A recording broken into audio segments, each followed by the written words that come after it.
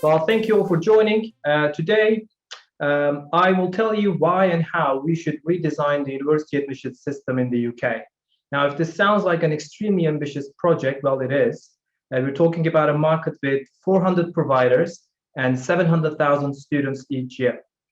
Having said that, there's huge momentum for a reform at this moment, and the Department of Education consultation ended only a week ago. So let me tell you how I would redesign the system in the UK. Now, what do we expect for the system to achieve? Okay, first, fair matching.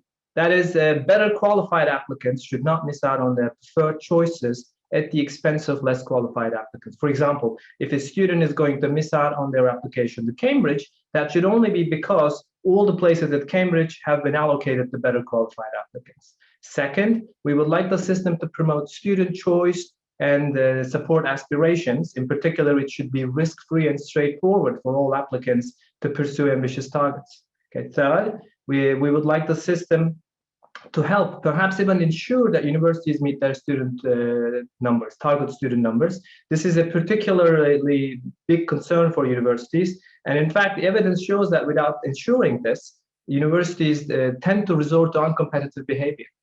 And then, of course, we want all of this to happen within a practical and cost-effective framework. Okay, and the current system, unfortunately, fails on all four.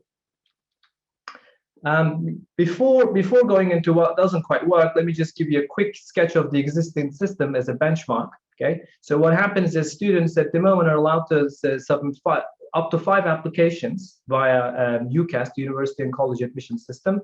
These applications are typically made by midwinter, and then universities evaluate these applications on the basis of predicted grades, because they don't get to see the final grades of their secondary school finishing, which are only released at the end of August or middle August. And then offers are made. Okay, and these offers are usually conditional on the students meeting certain A-level results. Okay, the A-levels are the name for these end of school exams, if you like. And but we also see increasing use of unconditional and conditional unconditional offers. I'll say a few more words on these. Then students they're required to respond to these offers, and their responses would then specify 2 offers as firm and insurance, and the other offers, if they hold any, they need to turn down. Okay, so that actually puts a strategic burden, by the way, on the students. In the meantime, universities are also told whether their offers are held, and if so, in what terms. And there might be some further communication between UCAS students and schools where universities might want to extend new offers and so on. And then come August, A-level results are released. Some conditions are met, some others, and universities decide whether to honor the offers. Well, they have to honor the offer if the conditions are met, but sometimes they even decide to admit students, even if students might fail the condition, let's say on the margin. Okay, and for those students who have missed out on the whole matching, and for those universities who still have remaining places, there's a quite messy, chaotic clearing process. And in fact, the existence and the size of this late clearing is also another evidence that the system is perhaps not doing a great job in matching in the way that it's intended to. Now, where does this current system fall short in an obvious way? Well, we've said fair allocation, better qualified applicants should never miss out on their preferred choices at the expense of less qualified applicants. But what we witness in many occasions is something of the following sort. It might be that you have a student, Bob, who seems really strong and maybe better qualified than Anne, and they're competing for a place at the same university. And if Bob happens to appear stronger than Anne in predicted grades, he might get the offer at her expense, at Anne's expense. But it's quite possible, and it happens quite frequently, that the student who was actually denied an offer at the expense of who looked better, she might go on to get better grades. And in fact, if the admissions were made, if the decisions were made on the basis of the actual grades, Anne would have taken that precious place perhaps instead of Bob. So this is an obviously unfair allocation. And by the way, it not only matters for students that the allocation is fair, that there is a sense of trust in the system's fairness, but it also matters for universities, because those students who are better qualified are also more likely to finish their degree. So universities also care about the best qualified students actually filling the places in their courses. Now, this sort of unfairness, as I said, is easy to observe, and the reason behind this unfairness is also obvious. It's because we are using predicted grades instead of actual grades to make offer decisions.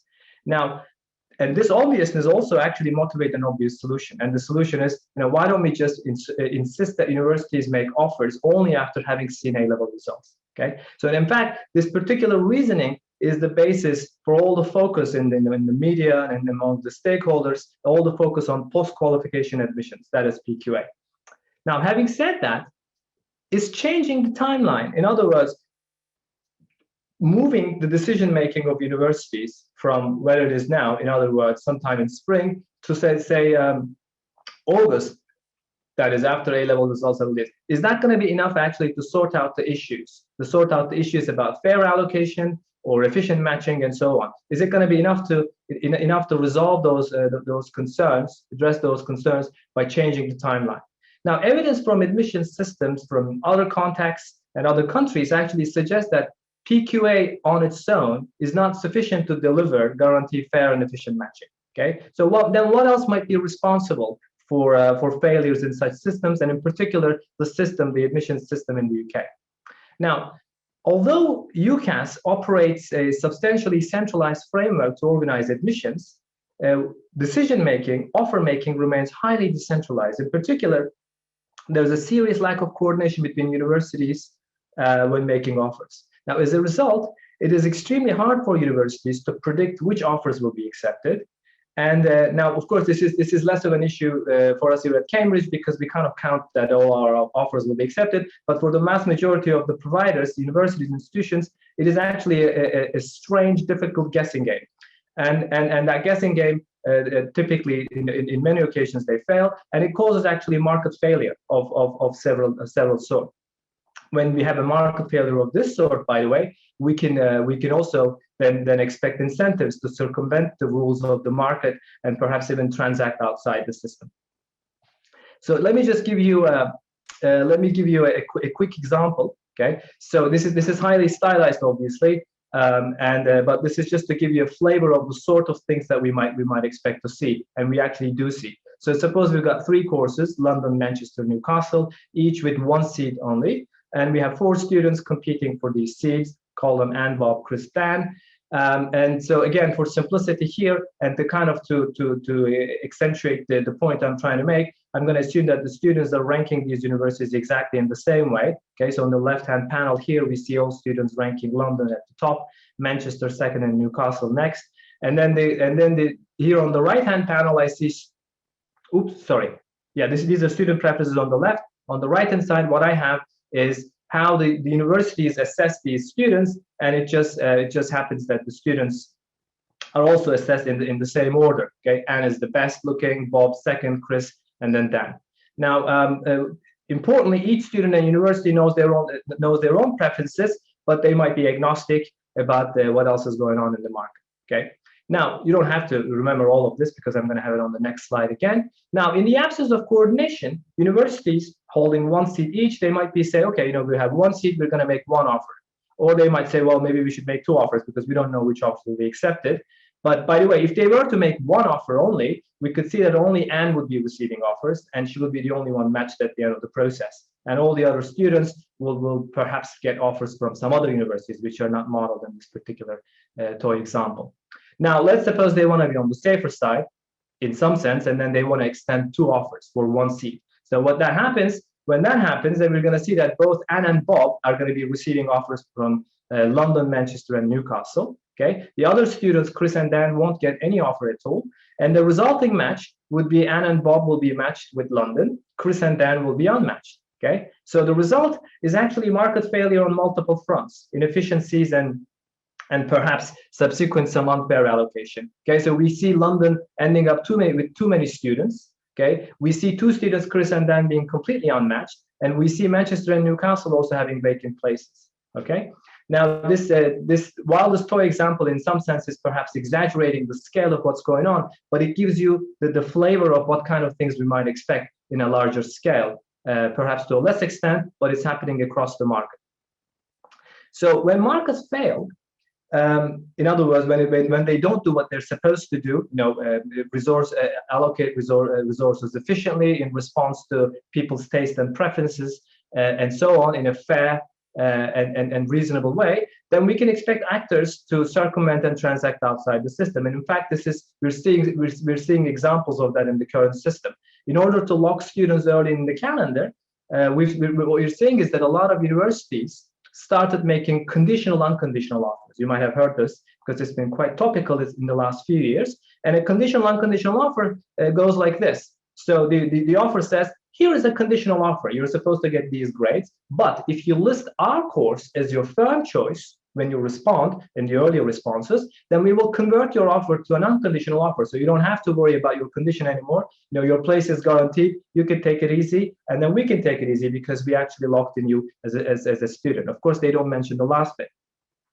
Now, this severely restricts student choice because it basically tells the student, don't pursue the rest of your the other applications and see whether you can make into it. Settle for us. Okay, it's kind of like a pressure selling, if you want. In fact, this is how it's talked about. It also has some other effects which is outside this matching market. For example, it disincentivizes students to study for their exams. And in fact, it disincentivizes student learning. It also disincentivizes pursuit of aspirational choices. And ultimately, it is actually responsible for further unfair allocation ex post.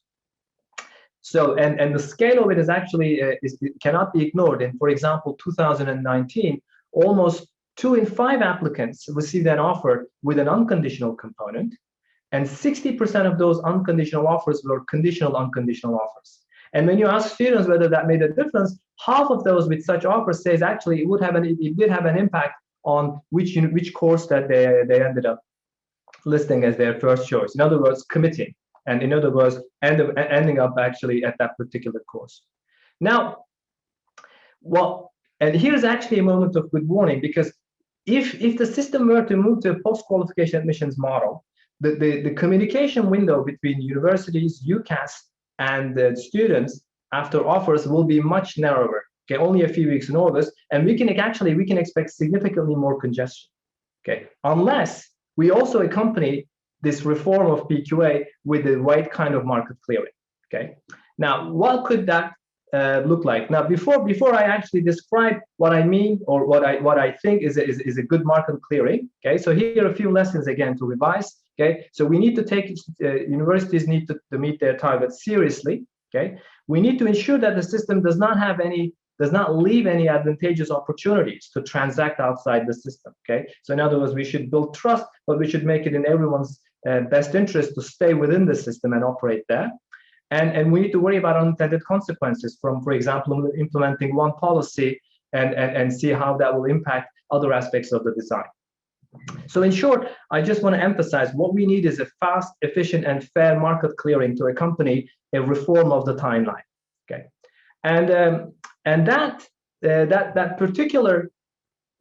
this particular problem this is not the first time that we've encountered this kind of problem. We have experience now to attend certain matching markets, and we have a perfectly functional and successful mechanism to address it. So let me just go straight into how this mechanism works, and I'll just explain perhaps a few more things about it. So suppose we solicit from students their preference rankings over the applications that they've made. Okay, so they rank their choices from first, second, third, and so on. And likewise, universities then also, once they've actually ranked their applicants in terms of their qualifications, their deservingness or whatever, so they come up with these admission rankings. We collect that, and we also collect from universities what's their target student number for each course. And then we simulate the following process. We are simulating, so in the sense that we're running this in a centralized computer, if you want, on behalf of the students and the universities. So in step 1, each student applies to their first choice course, and then each course then looks at all the applicants, and then it tentatively, this is important, it tentatively assigns these seats starting from the most qualified student down, okay? And then once they've actually filled their target capacity, they reject the remaining applicants. Now, in the next step, those students who were rejected in the previous step, they apply to their next choice. Okay. Now, with the new applications, then the course is considering the students that they're holding in their, or tentatively accepted. They compare those ones along with the new applications. And then from that combined list, they again then extend offers now. Okay. So for example, if the algorithm had given you a tentative offer beforehand, it's not binding. You might actually be kicked out if better applicants come in later stages. Okay, and so we repeat these steps. Okay, so those who are rejected, they go on to their next applications and so on. We repeat these steps until we reach the end of a step where no student application is rejected. At that moment, we stop, and then we make the tentative assignments final. Okay, that's the final matching. So that means at the end of it, there is only one offer per student at most. No student receives more than one offer. Now, as I said, this is kind of like an automated, speedy simulation of an idealized scenario of negotiations, which leads to fair and efficient matching. Okay, the fact that it leads to a fair and efficient matching, these are all verified and as simple theorems. So one thing is that the outcome is going to be fair. No student will miss out on a course at the expense of a less qualified student. So what that means is that the fact that a student receives only one offer is not a downside, because what the algorithm ensures is that if you were to receive multiple offers, if you could qualify for multiple offers, the algorithm would give you the best offer that you would have chosen from that, on the basis of what you told the central planner here, if you want, or UCAS. And of all possible fair matchings, the outcome is going to be the best from students' perspective.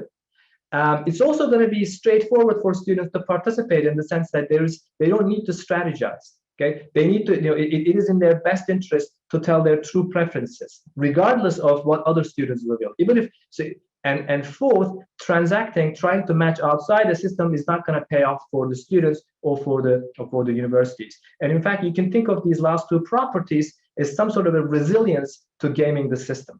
Okay, so and once you guarantee this resilience, it gives everyone the right incentives to actually come and participate in the marketplace, following the market rules. And perhaps it's also worth noting that there is now a lot of drama about the use of algorithms, and whether actually algorithms are doing things on people's behalf. This is a simple algorithm. There is no prediction involved. What it does is the algorithm basically just enacts on behalf of actors on the basis of what the actors told the algorithm to do. So there is no guessing involved in what the algorithm does. This is also a mechanism we are familiar with, because it's widely used in school choice. In school admission programs in our country, in the UK. So to some extent, families are familiar. Perhaps they don't know it, the name of it, but they have been participating in it. So what is the basic outline of our proposal then, which is based on this post-qualification matching? Okay, we still envision student applications being made earlier in the year. Okay, they usually are submitted mid-winter.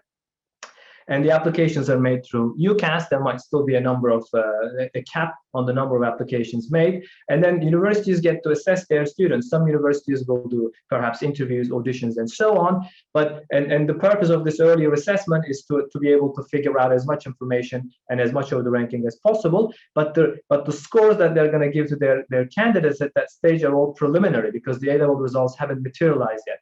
Once the A-level results arrive, there's going to be the main matching round. Okay.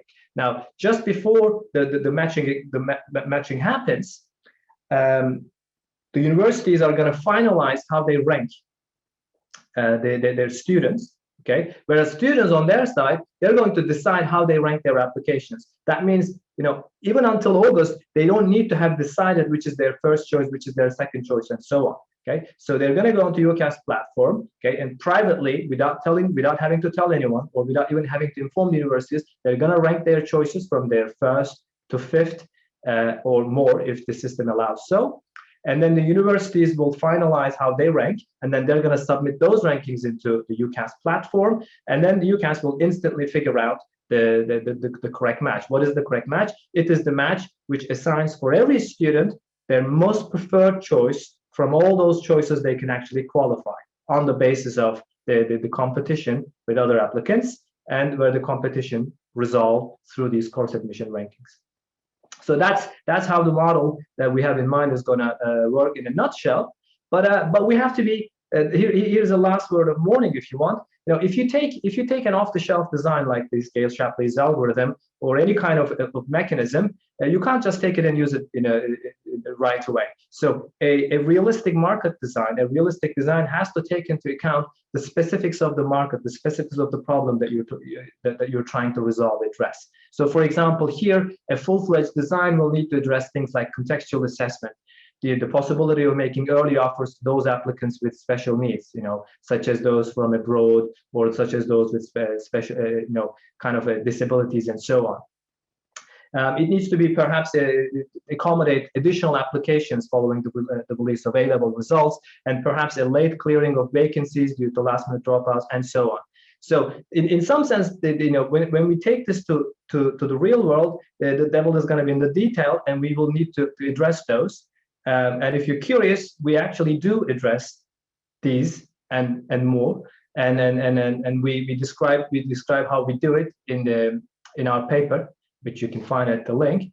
And to summarize, and if I haven't made myself clear, this is our pitch to the government, to the stakeholders, to UCAS, as to how we think the design should be done for university admissions. And thank you all for listening.